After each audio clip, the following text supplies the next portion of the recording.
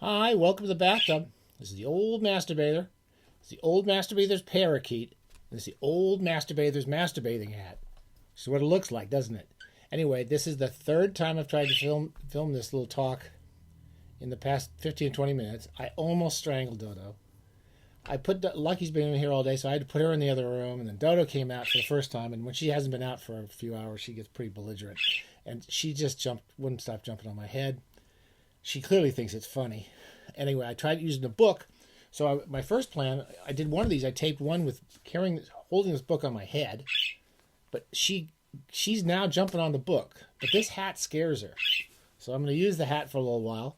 This is the Marlin Perkins of literature, as we've said. You know, me and Dodo and Lucky, we hang out in the brush while Jim goes out and wrestles the mountain lion. That's the old Johnny Carson routine. And with the mountain lion of literature, we're watching from afar in the bathtub. And today, the mountain lion we're reading and we're watching. Good, she's given up.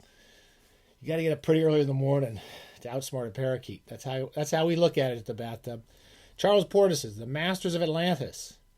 This book was given to me, I think I've mentioned this, by an old friend of mine, Fred Feil, who was a very interesting novelist and critic, and he died much too young. He died very suddenly of cancer in just about the turn of the millennium, in the 2000s, early 2000s. And last time I saw Fred, he gave me this book. I'd never really read Charles Portis before that, and he gave me this kind of beat-up old copy, which he said you have to keep it and read it. And I read it within a few months, and it's one of my favorite novels. It is hilarious, and it's easily it's my favorite Portis novel, though it's hard to choose the best of the Portis novels. And it's a weirdly complicated and slightly dense Portis novel. It's a little unusual for Portis, but all his books are slightly unusual. Anyway, this book came out in 1985. I'm doing another reason I'm having trouble doing my pieces. Look at she's suddenly being good. So maybe I can take this off. It's kind of a hideous old hat. My wife's embarrassed when she sees me wearing this. It's the only big sun hat I could find in San Luis Obispo to protect my horrible face from the sun. The Charles Portis Collected Works. We don't really push you guys to buy many books out here, and we certainly don't do it except my own. I try to get you to buy my books, but this is such a good deal. The Portis, the Library of America, Charles Portis Collected Works. I'm doing a piece on him soon, and reading through it and just having a great time reading and rereading all these books of his. It contains all of his novels, 5 novels, most of them fairly shortish, and then some stories and some journalism. He was a journalist before he made money enough to stop being a journalist. And it's a great piece of reading. You just can take it in the bathtub every day for months and have a great time. And then when you get to the end, you can go back to the beginning and start over again. A hilarious, lovely writer. Not a mean bone in his body. He's very, very funny, and there's nothing mean about his humor. He really pretty much identifies with all the crazy characters. You don't feel like they're beneath you. So, the Masters of I wanted to find another book I wanted to show you because I've always been interested in Theosophists, particularly because I'm a Californian and I live near Ojai, and we always had lots of weird religious characters running around California since I was a kid. Clear Mountain Water, that means the low-tech edition, filmed in the cruel light of day, no pixels, no Klieg lights. And so I was always sort of interested in them, and the the wackier stuff like Madame Blavatsky and all those people who went into Ojai, and Rudolf Steiner and all those characters, and then the kind of gentler side of it, which is like Krishnamurti, who had kind of philosophical awarenesses that he tried to talk about, and was not as nutty as some of the others. Of course, Aldous Huxley was involved in Ojai. I won't go into all that. But anyway, there was a wonderful book. I can't find it. I reviewed it 30 years ago called Madame Blavatsky's Baboon, which is sort of a history of the Theosophists, particularly in and around California. So the thing is they're basically these kind of characters. They kind of believed, they were open to all sorts of beliefs. And they often felt they had their own interior awarenesses of what was going on in the universe. And some of them, like Madame Blavatsky, wrote these just incomprehensibly complicated and weird books that don't really make much sense. I'm sorry if I've offended anybody. But anyway, so between the Theosophists and the Rosicrucians, and of course the Scientologists came out of California to a large extent, all these different religions kind of were these people who kind of walked around and they had the way Charles Portis describes them is they're kind of gentle kind of people who really want to find out what's going on in the world, and they have a sort of commitment to these issues of where is Atlantis and what's the future of the human spirit and what's going on in the universe and so forth. So that's the setup for the book. It's a much more complicated book than most of Portis's novels.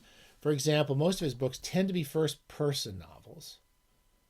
Most of them, 3 of them are first person. And they're a little more narrative, the other novels. This one moves around from several characters, beginning with, I forget his name is, I can't remember, it was Jasper, Jimerson. His last name is Jimerson. And he's some old guy who's some guy who starts off in the war, and he meets some character, I forget where it was now. And this guy introduces him to this notion called what the hell is their name? The Gnomonism. I can't remember now. The Gnomonism or whatever it's called.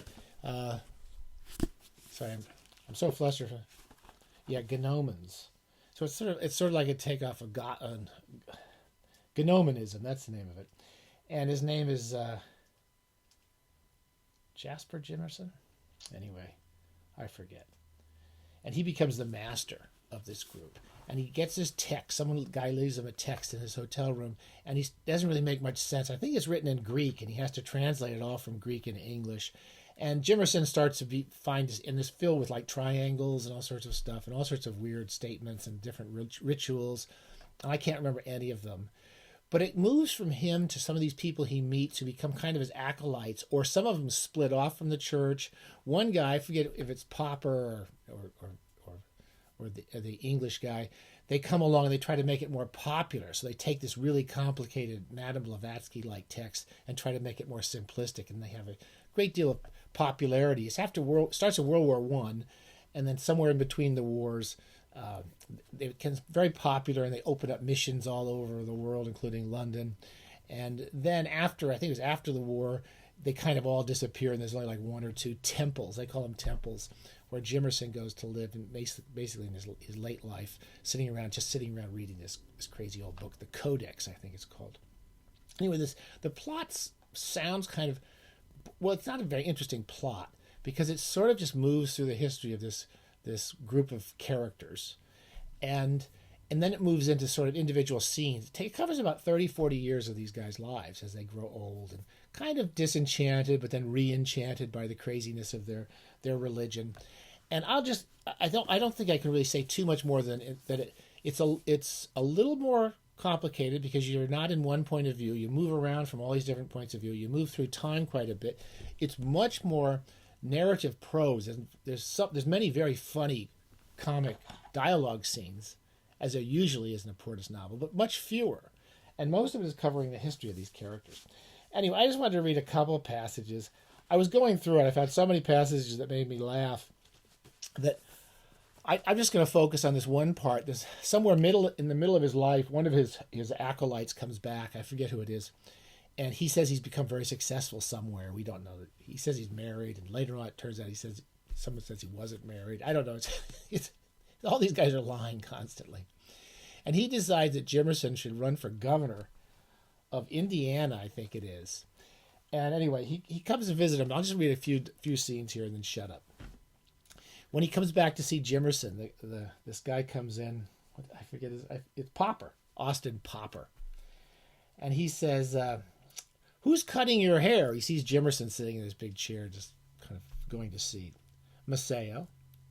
I know you used to like your temples left full, but they do say the close crop is more sanitary. Tell me, how is Mr. Bates? He's in a nursing home. You're not serious. His back was hurting, and so they pulled all his teeth. Doing fairly well now? His back still hurts. He can't eat anything. But coming around nicely, getting proper care? They don't turn him over often enough. He's bedfast? Not exactly. Gets up every day and puts on his clothes. Popper's trying to find positive things to say about this guy who's obviously fallen apart. Not altogether, no, not every day. Off his feed, you say. No, he stays hungry. He just can't chew anything. But his color's good? Not real good. But otherwise fit. Has all his faculties, takes an interest in community affairs? Not much. No. How I've missed the old red room. That's where they are. This is the old red room. And Popper comes back. He starts to talk to him. So he's trying to find cheerful things to say. And of course, everything is going to hell in this group of gnomons. And then he says, "What are we going to do?" He's gotten to know a hack writer named Dub Polton. And he's going to get Dub Polton to write a biography. He wants Jimerson to run for governor of, I think, Indiana.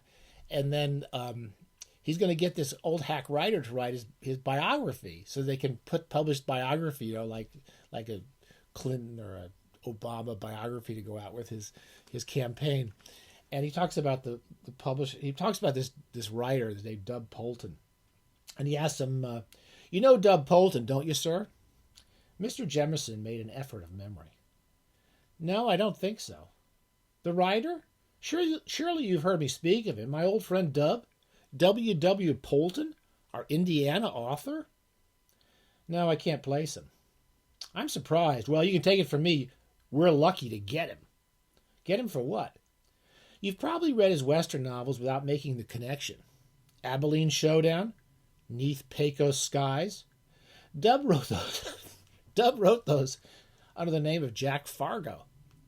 I don't read many new books. All he ever reads is the Codex, this religious book of his. Dub goes way back. He's an old newspaper reporter. His first book was a WPA project called The Story of the Fort Wayne Post Office, 1840 to 1940. It seems to me there used to be a copy of that lying around here in the temple. I don't remember it. His first, and some people say his best, my personal favorite is Here Comes Gramps. a humorous family memoir. You know how I like a light touch. Dub's a real pro, and not a bad egg once you get to know him. He's done it all. Humor, suspense, poetry, romance, history, travel. There's nothing he can't handle. He wrote, So This Is Omaha, in a single afternoon. Did you ever read a detective story called Too Many Gats by a man named Vince Bodine? He also wrote something. He says, does Dr. Klaus Ehrhardt ring a bell? He also published books under Klaus Ehrhardt. Slimming Secrets of the Stars. Anyway, they get this guy. They bring this writer out to interview Jimerson. I mean, this is just one passage out of the book. And it's hilarious. And even when he just shows up, I'm just going to describe, I'll read two more passages at the risk of going on too long. This is when the writer first shows up. And this is how Portis could just introduce you a character and see him, and he becomes this interesting person and hilarious person immediately. For all his jaunty prose, W. Polton was a glum little man. Everything he saw seemed to let him down in some way. He was so small that he wore boys' clothes, little suits of a skimpy juvenile cut, the coats chopped off very short. He had the wizened walnut face of a jockey. He was rude. Time after time, he cut Mr. Jimerson short in his reminiscence. He had table manners. He had bad table manners, and he scratched the parquet floors with the metal taps on his zippered, high-heel ankle boots. He drank one Pepsi Cola after another, leaving behind him a trail of wet bottles atop fine pieces of furniture. One paragraph. And now I want just one last passage. I'm going to shut up. But there's one passage. So eventually, so this guy, Dub, what's his name? Dub Taylor or whatever his name is. He writes a book, and it's called Who's Your Wizard? Which is supposed to be the biography of Jimerson. And almost all of it he's made up. He interviews Jimerson for a few days, and then he goes off, and the temple pays to have it published. And it's called Who's Your Wizard? It has nothing to do with anything that happened. And at one point, I can't even find it now, but at one point, in this biography of Who's Your Wizard, it describes that his platform as governor is he's going to make it illegal to have retirement homes for old people. He's going to make it everybody have to take old people home and live with their children. So people have to bring their grandparents home and live with them, even when they become senile. And he puts that in as the platform for the guy's gubernatorial campaign, which becomes a disaster. Anyway, that's just one chapter. I'm sorry. I hate people laughing at their own jokes, but I'm laughing at Portis' jokes. What a funny book. And it's a sweet book. It really is. All the characters, as crazy as they are, they just you can't help but like them. It's kind of hard for me to tell them all apart. There's so many different weird characters that come and go in this book. But I really recommend it. And we're going to do more about Portis' this wonderful new volume in the next few weeks. Okay? Happy bathing. Masters of Atlantis.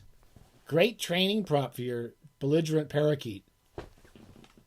You're being very good, Donna. You can come down now, Donna. You want to say goodbye? Come on. Are you gonna come? Are you gonna be? Come on, come, Donna. Come on. Good. Now you can say goodbye to everybody, and you can jump on my head if you want to. Take care.